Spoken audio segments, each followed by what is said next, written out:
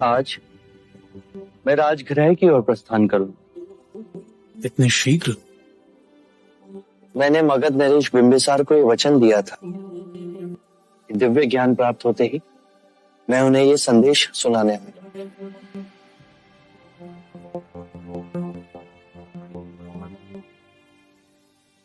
इतनी भीड़ क्यों है?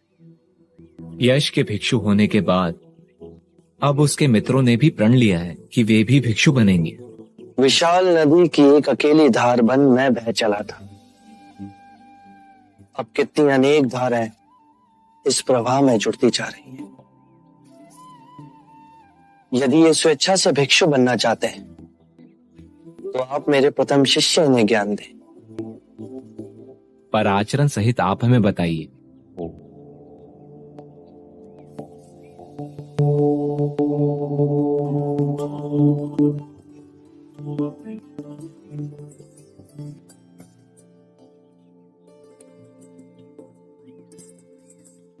आप लोग अंदर आ जाइए। जो भिक्षु बनना चाहते हैं उन्हें अपने केश और दाढ़ी के बाल त्यागने होंगे।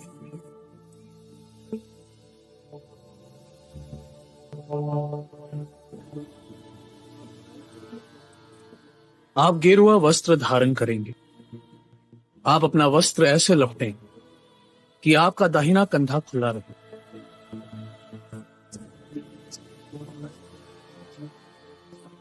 अब आप बुद्धा के प्रथम शिष्यों में से किसी एक से दीक्षा ग्रहण करेंगे। दीक्षा लेने के लिए आप घुटनों के बल धरती पर बैठेंगे। दीक्षा कोई भी दे, पर आपके लिए स्वयं बुद्धा ही यह आशीर्वाद का हाथ रख रहे हैं। जो दीक्षा ग्रहण करे वो अपने हस्त कमल के फूल की पंखुड़ियों के समान खोल के रखे। मैं बुद्ध की शरण में जा रहा हूं।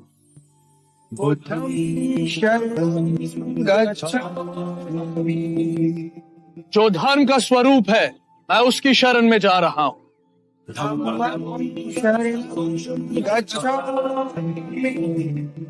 जो प्रेम और करुणा में मेरे सहयात्री हैं उसकी शरण में जा रहा हूं।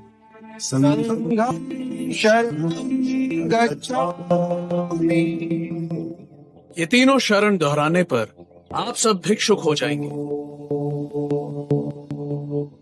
आप इस चेतना की नदी के अंग हो गए जो सामंजस्य और जागरूकता से जीवन बिताने का प्रण लेती है।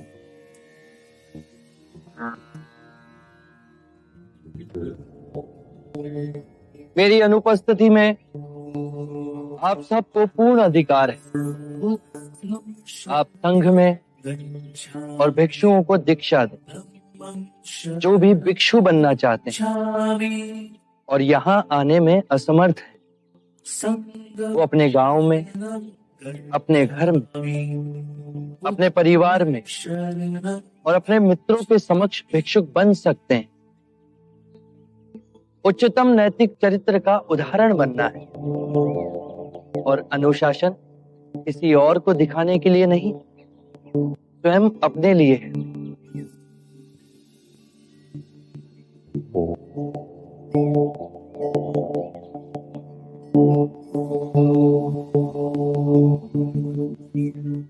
मेरे प्रिय भिक्षु, आज हमने एक भारी बीड़ा उठाया है मानव को कल्याण का मार्ग दिखाने के।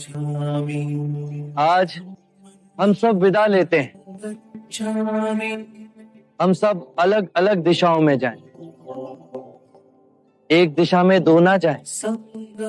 जो परम सत्य मेरे अनुभव से आप सबको रूपांतरित कर गया, वो संदेश जन जन तक पहुंचाए।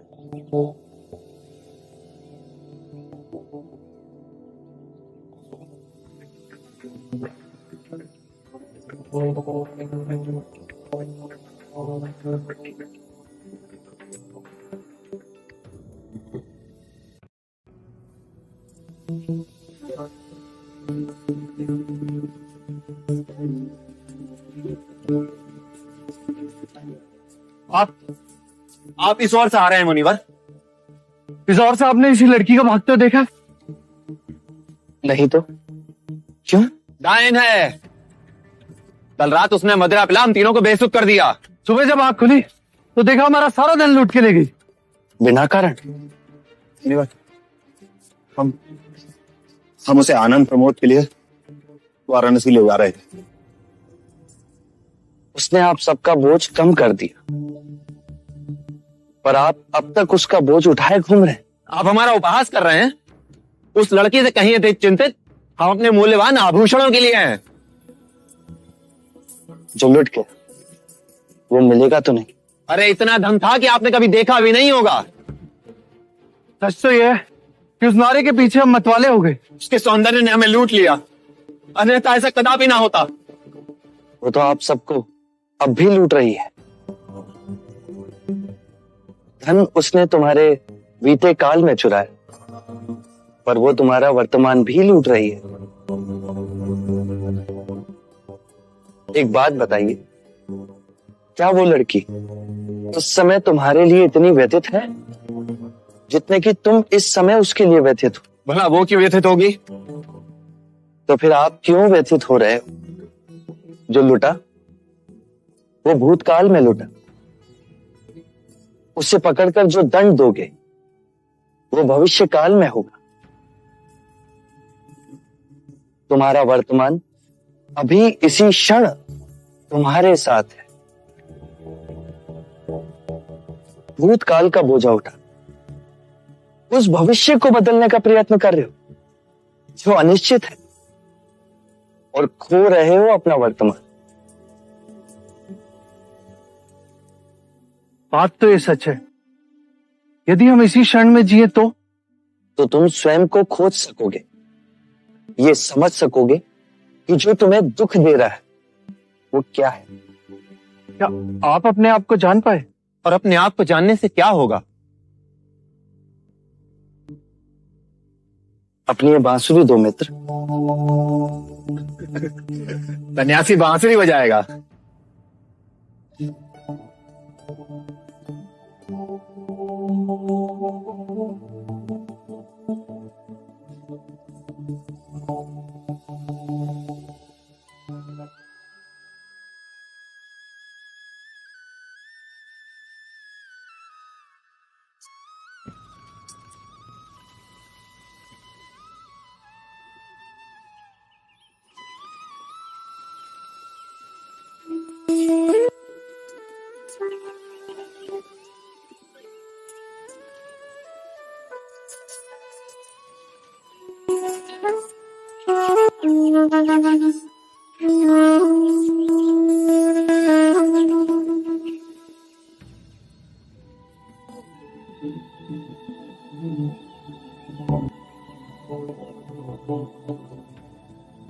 आज कितने वर्षों के बाद मैंने बांसुरी को अपने होठों से लगाया है। पहले से अधिक सुरीला हो गया हूं।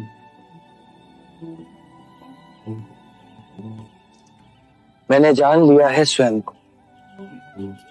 यदि तुम बांसुरी मधुर बजाना चाहते हो तो बांसुरी पर इतना ध्यान केंद्रित मत करना जितना अपने वास्तविक सार को पहचानने वाली।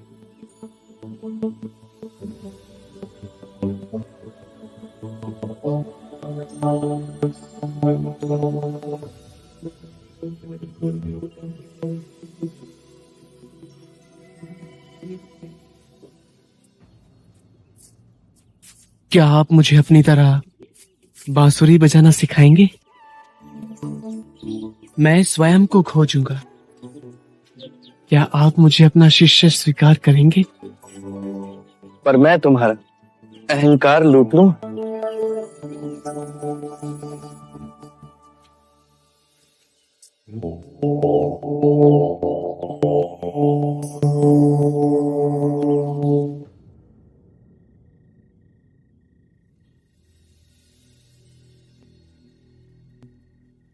स्वाहा स्वाहा स्वाहा स्वाहा स्वाहा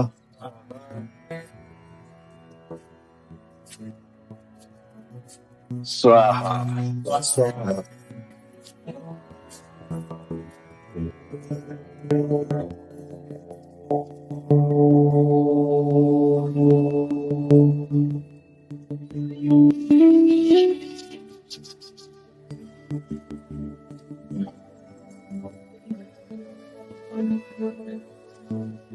जितनी सुंदर आपकी आभा है,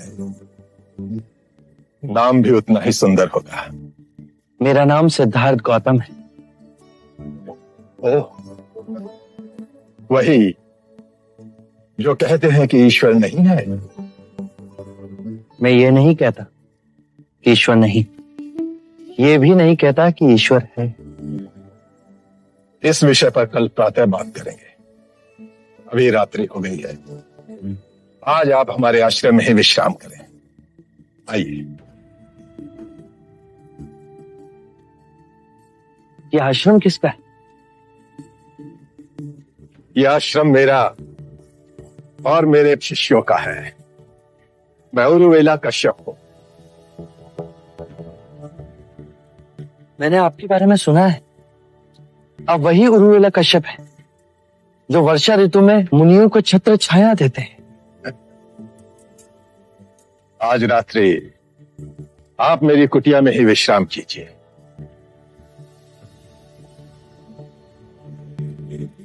ये लीजिए। मैं पूर्ण ध्यान में बैठ उसके पश्चात ही विश्राम करता हूं। यदि आपकी आज्ञा हो तो मैं इस कुटिया में रात्रि बिता लूं। गुरुजी, वहां एक विषैला सर्प घुसा हुआ है, बाहर नहीं निकल रहा। यदि उसने आपको डस लिया तो? आप निश्चिंत रहें, मैं वहीं विश्राम करूंगा।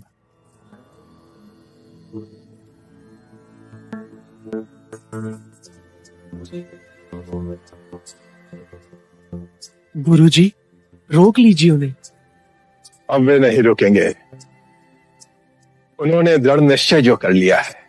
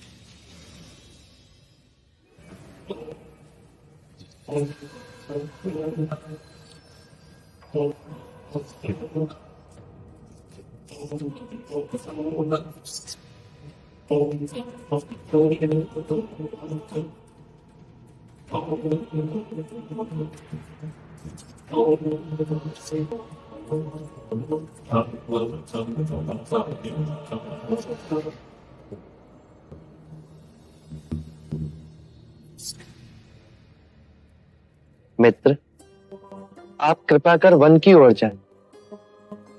ये स्थान आपके लिए असुरक्षित हो गया है। आप कुछ ना करें, तब भी लोग डरकर आप पर वार करेंगे। यहाँ आपके जीवन को संकट है।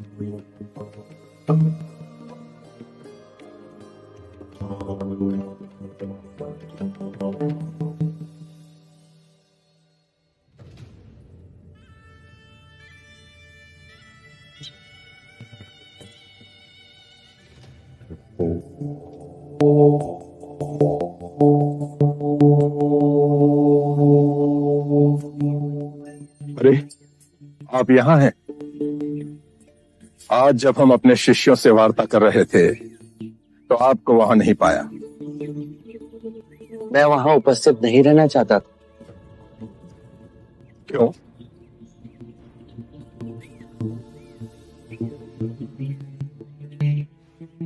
आप अपने शिष्यों को संबोधित कर रहे थे। यदि स्वाभाविक कोई प्रश्न मेरे मन में जागता तो आपके शिष्यों के सामने उसे पूछना आपको दुविधा में डाल सकता था। परंतु यहाँ तो एकांत है। अब हम वार्ता कर सकते हैं। कृपा करें। आप दुख के संबंध में कुछ कह रहे थे। क्या आप ये मानते हैं कि दुख सत्य है? क्या आप ये भी मानते हैं कि दुख के कारण भी है? हाँ। यदि कारण है तो दुख तो रहेगा, और यदि कारण ही समाप्त हो जाए तो दुख भी लुप्त हो जाएगा, जैसे सूर्य के प्रकाश से अंधेरा। आप सुनी सुनाई बातें नहीं कहते, अपने गहन अनुभव के आधार पर कहते हैं। आप धर्म और सिद्धांत की नहीं, देखी हुई बातें कहते हैं। आपने कहा कि मुक्ति का मार्ग है अपने विवेक को जगाना और गूढ़ ध्यान में लिप्त हो जाना, जिससे मनुष्य स्वयं को और इस संसार को भली भांति समझ सकता है। परंतु एक प्रश्न है, ये जो सारी विधियां हैं, रीतियां हैं, पूजा पाठ हैं, क्या ये सब व्यर्थ है?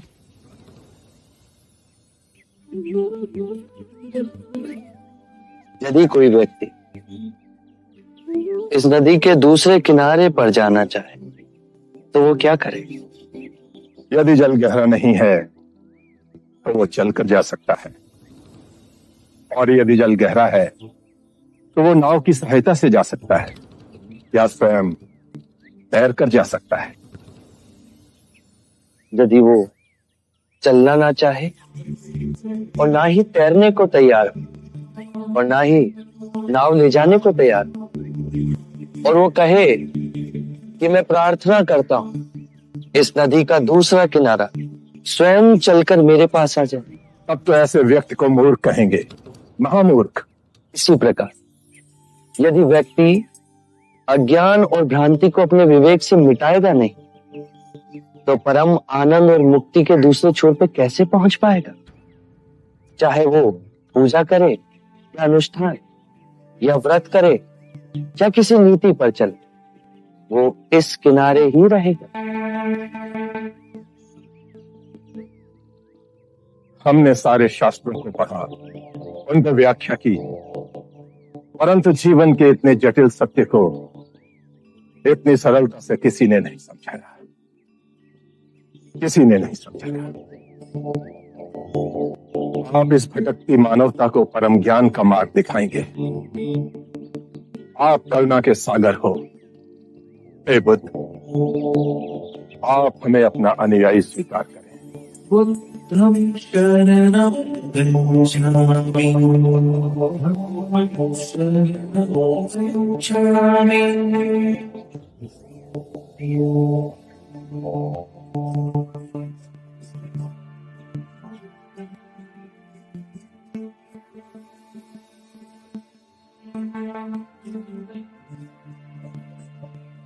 हे पराक्रमी, हे युग पुरुष, आज बुद्ध की शरण में हम आते हैं, आज धर्म की शरण में हम आते हैं, आज संघ की शरण में हम आते हैं। समय की गहरी नदी में इन दीन दुखियों और भटकती आत्मा